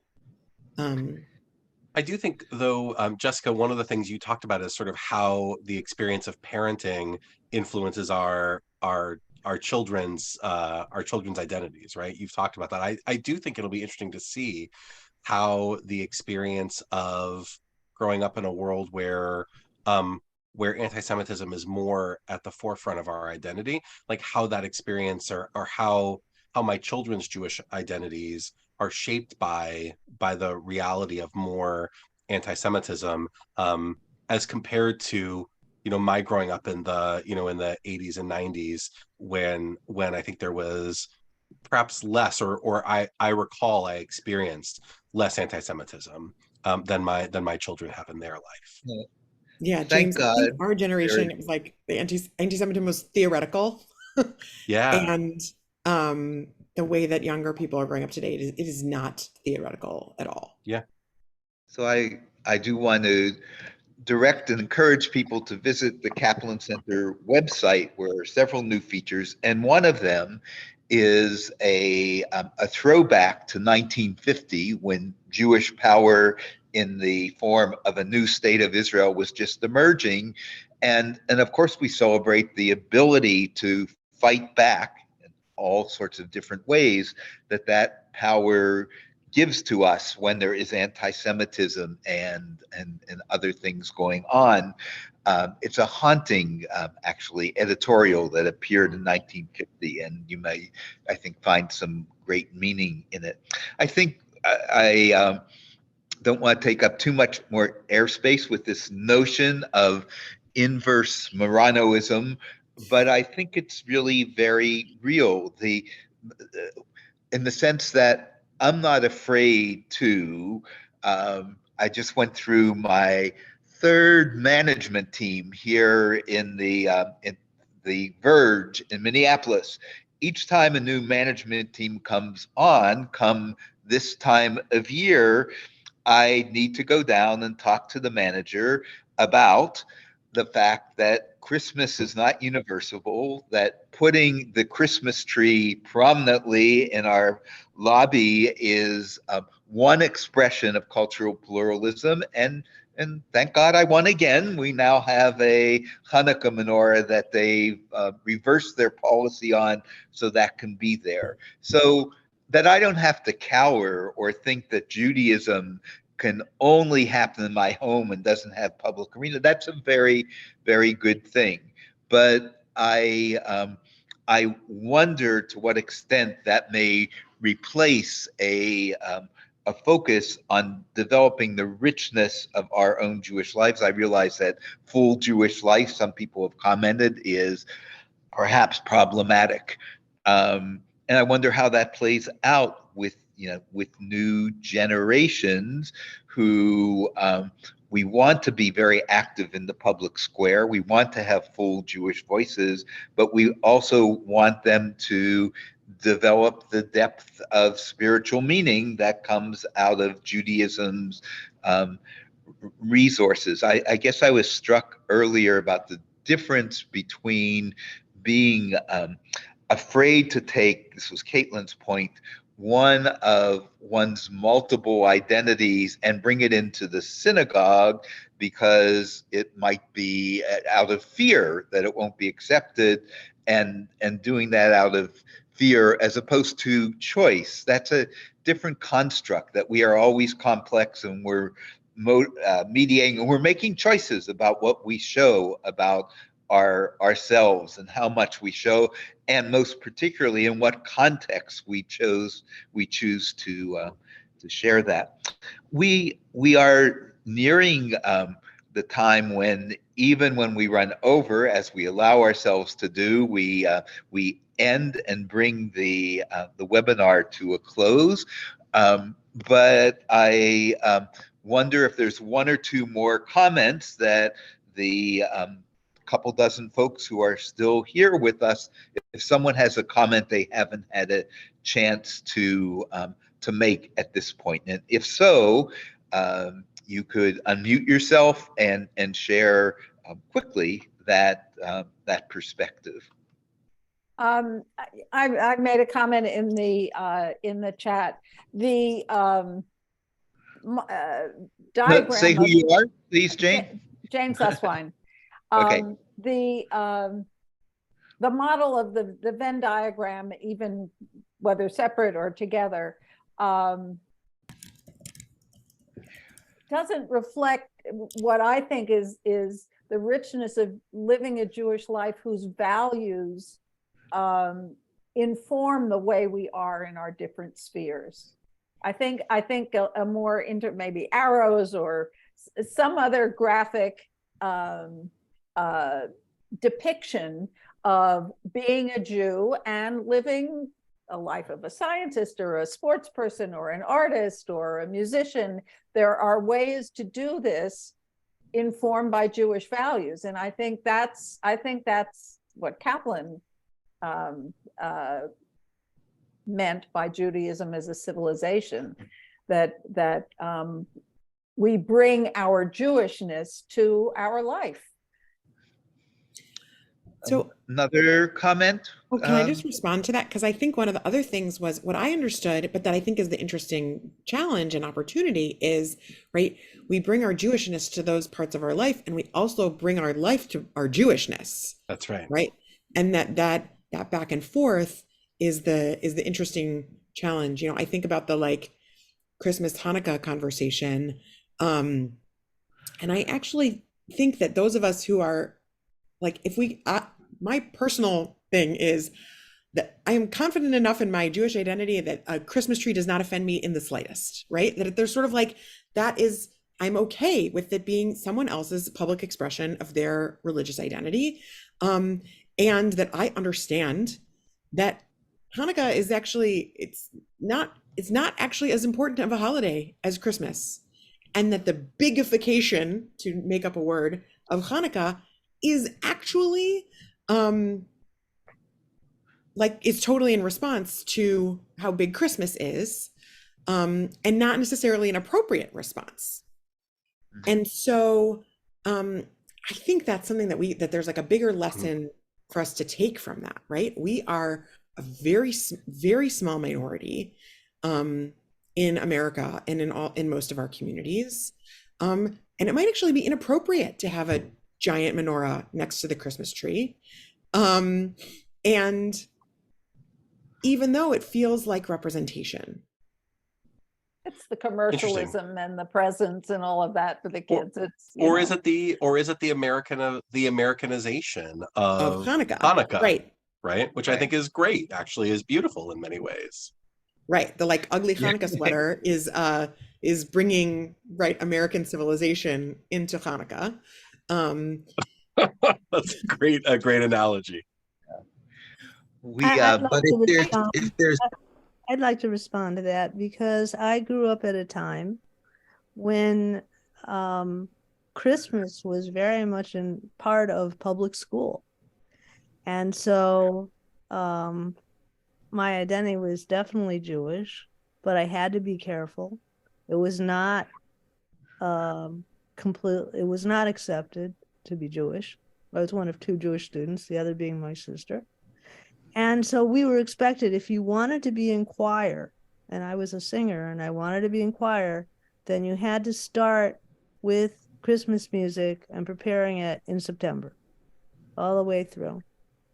You made Christmas presents in your class. You couldn't make Hanukkah presents, you made Christmas presents. And so I grew up with a very great awareness of Christmas. And I am very well aware of how it can marginalize people in certain settings. So the question is, to what lengths and where?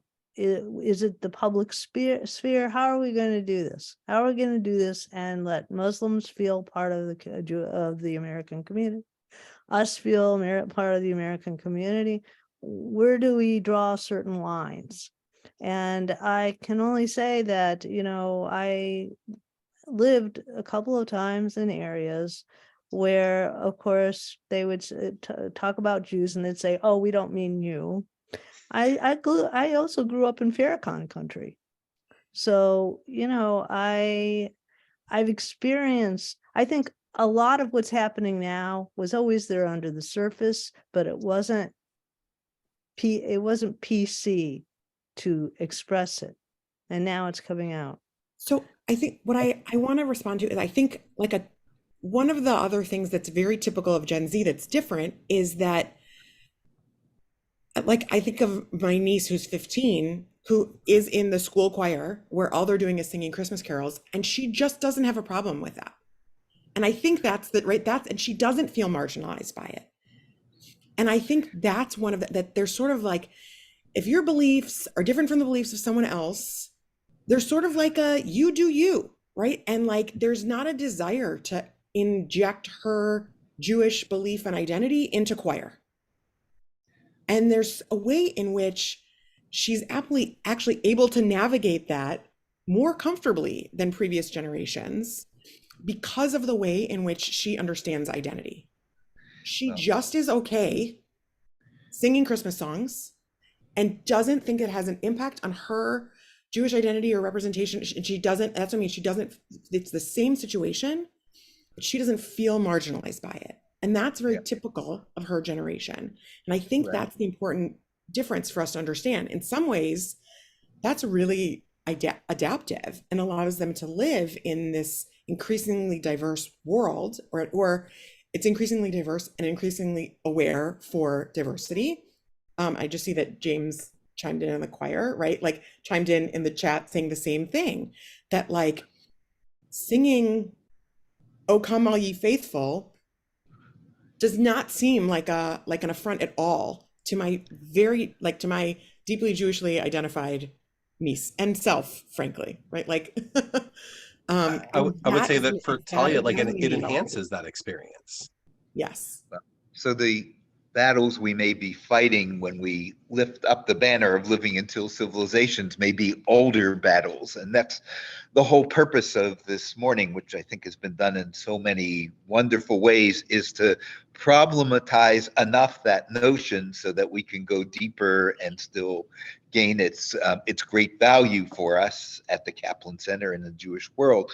I do want to recognize Elizabeth and Caitlin for final comments. And then I believe Jane is going to say something in closing, and then we'll see you at our next webinar in 2023. Elizabeth, Caitlin? Well, thank you, Jeffrey. And thank you, Jessica, for what you just said. I feel honored as an older person to be feeling exactly like your niece. Because I love singing Christmas carols. Now, I grew up in France and Belgium. I'm the product of both this Jewish identity that comes out of the memories of the Holocaust, but also of a very strong secular laïcité education and very strong separation of church and state in the laws, but also the very deep understanding that we live there, here, in Christian civilizations. And in that respect, I think that Caplan's view of living in two civilizations is totally relevant. The question for me is how much Jewish presence do we push into public space, and whether the public space or the workspace should stay secular, period. And that's, I haven't come completely to grip with that. On the issue of do we live in 2 or 3 or 4 or 5 civilizations, maybe that's my older self speaking. I see civilization at a very longer time frame than, let's say, how we and each generation develops identities. So I see a civilization, when I hear the word, I understand it as an integration over time, not a moment of even 10 or 20 years, or even one generation. So I'm Jewish, I'm secular, I'm atheist, I'm a feminist, et cetera, et cetera. I'm an immigrant in this country, but I'm still an American. I have all these identities. I wouldn't call each of them a civilization. Right. I think one of the challenges many of us recognize in Caplan, at least I do, is that he has at least 2 very distinctive voices around this notion of civilization. There is a voice that comes out of John Dewey about the self-realization of the individual within the context of a civilization.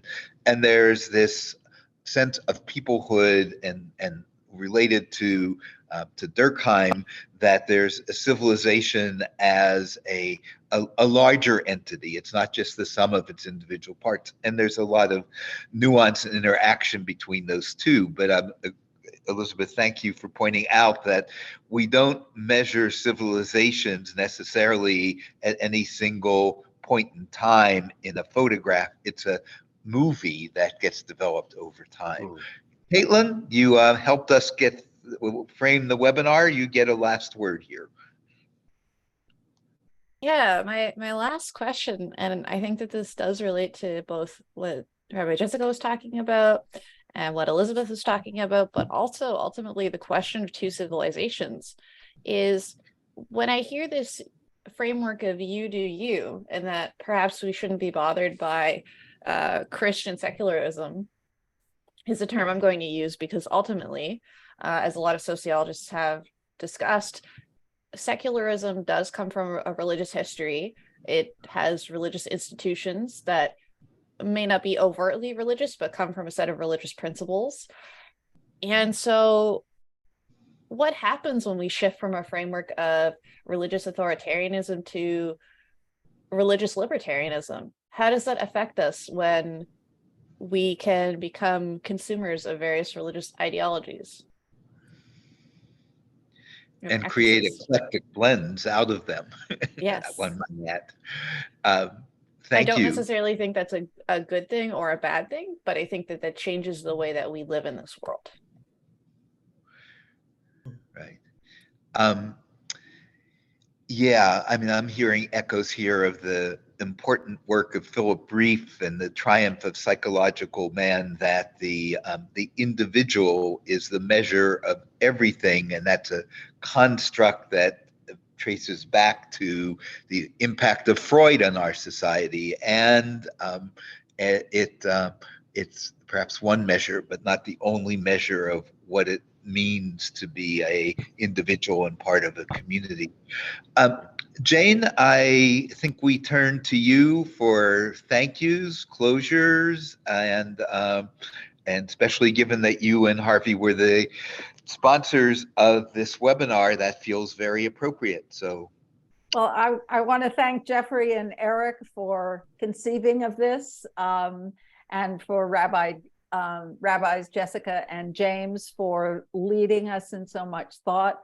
I am always blown away by the depth and the of the participants in these webinars, and I'm looking forward to going back over it and reading the chats and thinking about it. So thank you all, and we'll see you next month on the 29th. right. As we indicated in the beginning, this is a 4-webinar series about the Great Caplanian Report Card, about how we've done and moving forward this big agenda, and underlying much of it is what it means to live in two civilizations. Just a note that you should be receiving from us in the next week or so a pulling on the best of gift-giving tradition, a small proposal for reciprocity in terms of supporting the work of the Caplan Center and our supporting your continued spiritual Jewish growth. And I'm not going to say more. You'll see what that's like when it lands in your box 3 or 4 days from now. So again, thank you for all the richness of this exchange. Take care. Jessica, will the Thank you so recording be much. found on the website, on the Caplan Yes. website? Or is it being Yes. sent to us? Yes, It'll Yeah. be on the website in a day It or will so, be in a few days. Yep. because I missed the very beginning, and I Yeah, want to no, it'll be there. thank you, Thank Jane, you. for Thank supporting you. this. Take Yeah. care. Okay. Bye-bye. Bye-bye, everyone. Hug Sameach. Have a great Hag Hanukkah. Sameach. Thanks, Smith. Thank you.